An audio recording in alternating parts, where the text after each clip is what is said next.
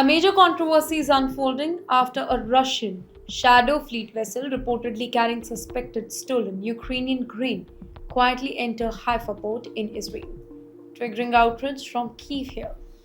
Well, Ukrainian officials claim that the cargo was sourced from occupied territories and is part of Russia's covert export network funding its war effort. Ladies and gentlemen, the incident has raised serious concern over illegal trade route, sanctions aviation, and the growing use of opaque shipping operations here.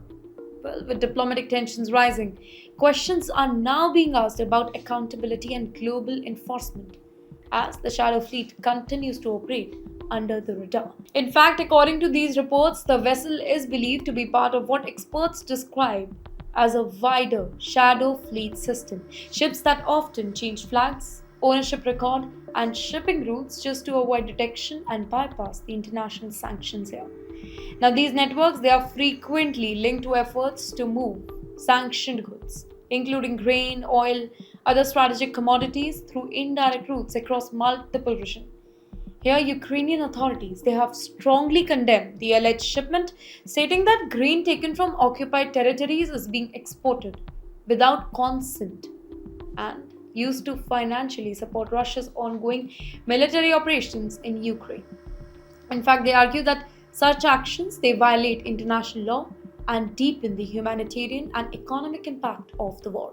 Specifically, here for the Russians already facing food insecurity and disrupted supply chain. Well, the arrival of the vessel at Haifa, it has also raised question about port oversight and maritime monitoring system. Analysts they are now examining how ships allegedly connected to sanctioned trade route was able to dock in a major international port without early interceptions or any clear public alert.